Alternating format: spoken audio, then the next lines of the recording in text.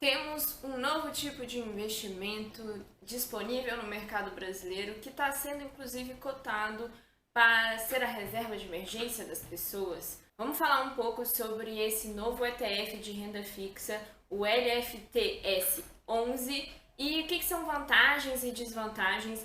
E fica até o final que eu quero discutir um ponto aqui com vocês que ia ser muito legal ter a opinião de vocês também. Vamos lá? Olá, investidores! Meu nome é Amanda Cecília, eu sou especialista em investimentos e se esse assunto te interessa, se inscreve aqui no canal do YouTube e me segue também lá no Instagram para não perder nada. Vamos começar do início. Reserva de emergência.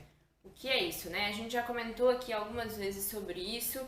É a base de todos os investimentos. A reserva de emergência é aquele valor. O principal objetivo dele não é ter altos rendimentos, mas ele tá sempre crescendo de pouquinho em pouquinho, então com pouco risco, sem grandes variações ali e com muita liquidez. Então, um dinheiro que você consegue tirar no máximo ali de um dia para o outro é o ideal para esse investimento. Em geral, a gente tem alguns tipos de investimento que se encaixam nessas características ali que a gente usa para reserva de emergência. Então, a gente pode ter o título público, especificamente o Tesouro Selic, que é o título público mais simples que segue ali a Selic, né, emitido pelo Tesouro Nacional. A gente tem os títulos de renda fixa privados, CDBs principalmente, que tenham essa liquidez, né, então normalmente eles chamam ali CDBs de liquidez diária, e ali dentro dos bancos praticamente todos hoje pagam 100% do CDI, que é muito próximo à Selic, então ele está sempre ali próximo do Tesouro Selic também. E a gente tem fundos DI, que são fundos de investimento que investem por você nesses outros tipos de títulos ali de renda fixa e a maioria hoje em dia também é taxa de administração zerada, então tem bastante liquidez e você consegue usar ele nesse sentido ali para reserva de emergência. Agora temos essa nova opção para reserva de emergência, que é esse ETF LFTS 11. Muitas letras, meio trava-língua, mas vamos lá. E é um ETF que foi lançado nesse mês agora, de novembro de 2022. E a ideia dele é que dentro desse ETF tenham só títulos públicos ali do Tesouro Selic, né, com um prazo maior de 2 anos. Se você não tem muito claro o que é um ETF, como funciona, eu já fiz um vídeo sobre isso e eu vou deixar ele linkado aqui para você ir lá ver depois, porque eu acho que vai te ajudar a esclarecer como que ele funciona. Então, eu estou aqui, por exemplo, agora com a composição atual da carteira desse ETF e ele tem vários tesouros Selics com prazo aqui de vencimento em 2027, 2028, 2025 e 2026. É uma carteira bem distribuída ali entre esses, assim, a maioria com no mínimo 10% até 18% de proporção na carteira. E aí quando se fala de duração, né, na verdade se usa o nome duration, é o prazo médio ponderado da carteira de investimentos. Então você pega ali o prazo de cada um dos vencimentos e pondera pelo peso que ele tem ali dentro da carteira, enfim, para no final chegar e falar que tem mais de 2 anos. Isso é relevante saber por causa da tributação que incide nesse investimento. Então é importante, a gente vai chegar nesse ponto daqui a pouco. Todo ETF segue algum índice de referência. Nesse caso aqui, esse segue o Teva Tesouro Selic. E aí vamos falar então das vantagens desse ETF. E eu tenho uma colinha aqui para me ajudar a lembrar de tudo. Primeira coisa é a taxa de administração. Como todo fundo, ele acaba tendo ali, ou praticamente todo fundo, né? Ele acaba tendo uma taxa de administração e ela está em 0,19% ao ano. E isso é, de fato, para competir ali com os tesouros, né? O tesouro que tem a taxa ali da B3 de 0,2% ao ano. Então tá 0,01% abaixo do concorrente ali principal deles, né? E essa taxa na B3, ela é acima de R$10.000. Hoje em dia, quando você investe num título público ali, você paga essa taxa se você tiver mais de R$10.000 investido, se tiver abaixo é isento. Então, Talvez, se você estiver muito começando, esse tesouro pode ser um pouquinho mais interessante nesse sentido da taxa de administração.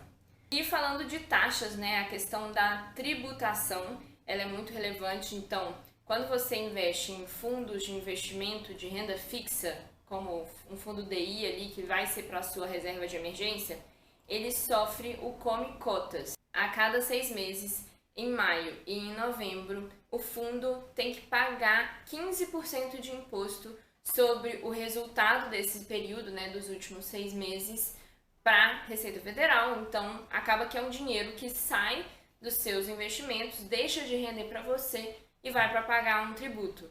Nesse caso do ETF, a gente não tem isso. Então, é uma vantagem porque todo o seu dinheiro fica rendendo por você enquanto ele estiver lá.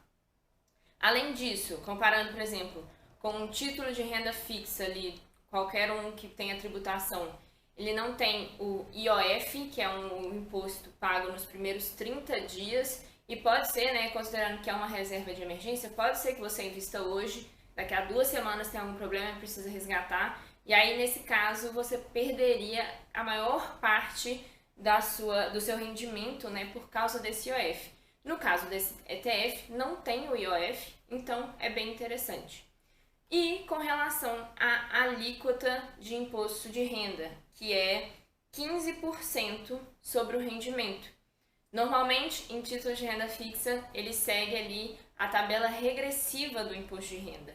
Isso quer dizer que se você deixa menos de 6 meses, ele cobra 22,5% de imposto de renda sobre o rendimento, e aí ele vai diminuindo e acima de 2 anos você paga 15% de imposto. Então, esse ETF, ele já está ali no mínimo da tributação. E no caso de ETFs de renda fixa, é relevante, como eu comentei no início do vídeo, saber essa questão do prazo dos ativos que tem lá dentro, porque isso impacta na tributação. Então, se esse prazo médio desses investimentos dentro desse ETF for maior de 2 anos, ele tem essa tributação de 15%.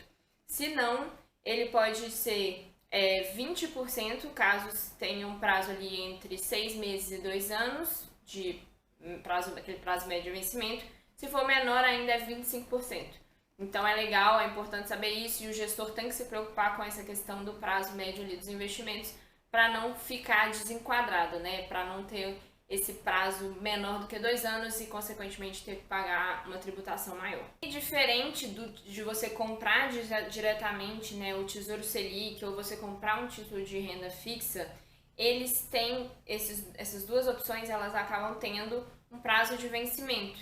Então, mesmo se você não precisar do dinheiro, ele em algum momento vence e o dinheiro volta para você, e nesse momento você vai ter pagado o imposto, né, retido na fonte. Então, por exemplo, normalmente os CDBs vão ter ali pelo menos um prazo de 2 anos. A cada 2 anos, você precisando ou não do dinheiro, ele vai cair na sua conta e vai ter sido retido o imposto de renda.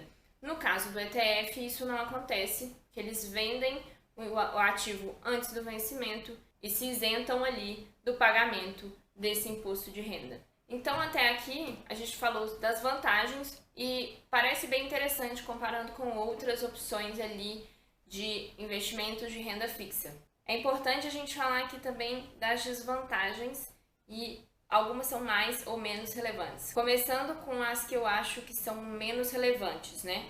A primeira, o ETF, ele é negociado em bolsa, então você acaba que vai precisar mexer no home broker e pode ser que você não seja tão familiarizado.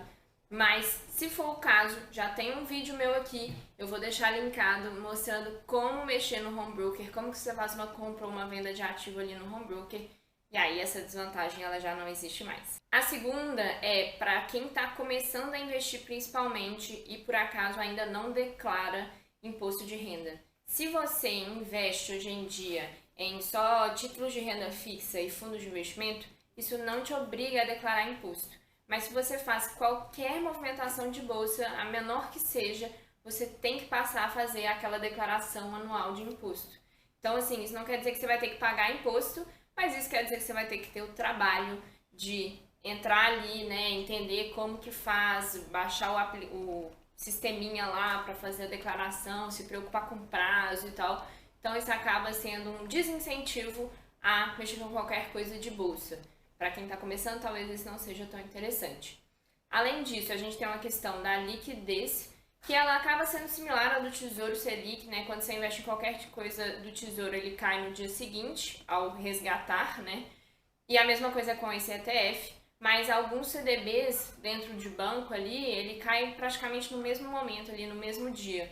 Então, se você precisar de um dinheiro muito urgente, talvez essa liquidez em um dia te atrapalhe. Mas eu também acho isso bem dos menores problemas, digamos assim. Outra questão que é relevante se atentar é que, por ser um ETF, ele não tem cobertura do FGC, o Fundo Garantidor de Crédito. Os títulos públicos também não tem, né? Ele tem a garantia soberana do governo federal, mas se você normalmente investe em, por exemplo, um CDB, um título privado, esses títulos têm a cobertura do FGC, então você deixa de ter essa cobertura, o que pode ser que te traga um pouco de insegurança ou incômodo, então é importante saber disso. Além disso, é um ETF que acabou de ser lançado agora em novembro.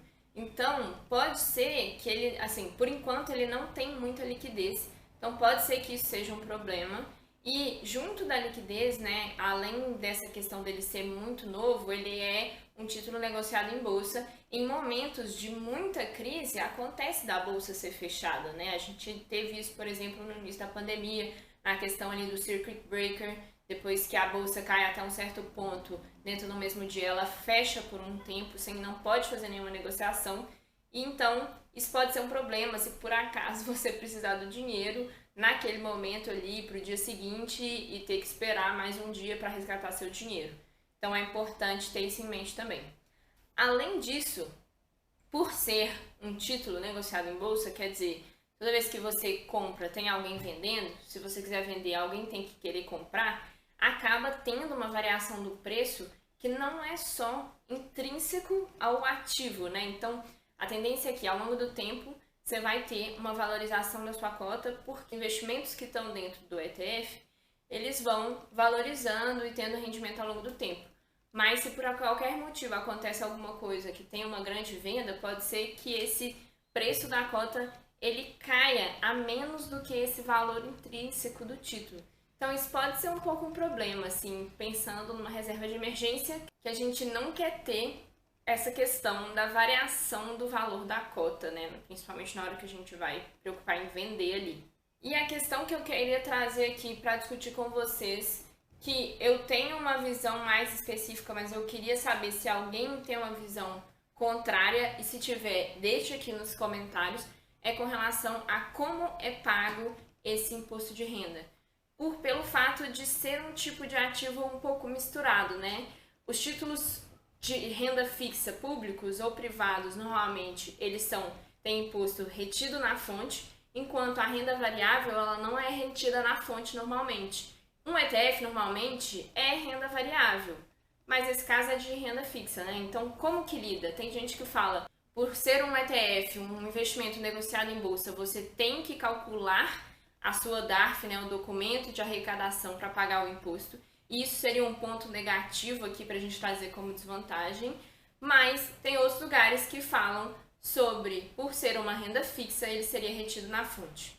Então eu fui atrás das informações um pouco mais específicas. No próprio site desse ETF, ele fala aqui que, considerando que os títulos que compõem são de renda fixa, o imposto de renda é descontado na fonte, e eu fui atrás de um pouco mais de informação, né, oficial, e eu acho um documento muito interessante que eu vou tentar deixar linkado aqui na descrição, que fala exatamente sobre isso, explica um pouco dessa dificuldade de definir qual vai ser a tributação e como vai ser feita quando foi criar esse ETF de renda fixa aqui no Brasil. E aí ele fala que, diferentemente da comercialização de ações, o tributo do ETF de renda fixa é cobrado na fonte, sendo a corretora intermediária a responsável pelo recolhimento do imposto na negociação das cotas, o que traz simplificação para o investidor.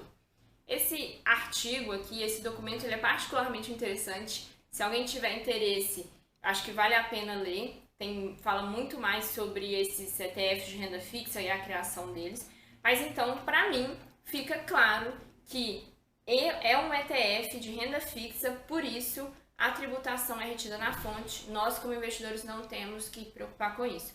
Caso você tenha um entendimento diferente, me conta aqui nos comentários, justifica por que seu entendimento é diferente, que eu acho que vale a pena a gente conversar sobre isso. Eu, particularmente, não vou investir, pelo menos no futuro próximo, nesse ETF para minha renda fixa, porque eu já tenho a minha renda fixa, minha reserva de emergência montada, e eu não vou tirar, né, resgatar meus investimentos, pagar imposto para realocar, porque é muito novo, então a liquidez é muito baixa, então eu não fico muito confortável com isso. E quero ver ainda como o mercado vai reagir a esse ETF, né? Como que ele vai precificar a cota desse ETF. Por isso, por enquanto, para mim, não vale a pena. Mas você, o que você achou? Faz sentido para você esse ETF como um investimento de renda fixa ou para ser, às vezes, a sua reserva de emergência? Me conta aqui nos comentários. Obrigada, investidores, e até a próxima.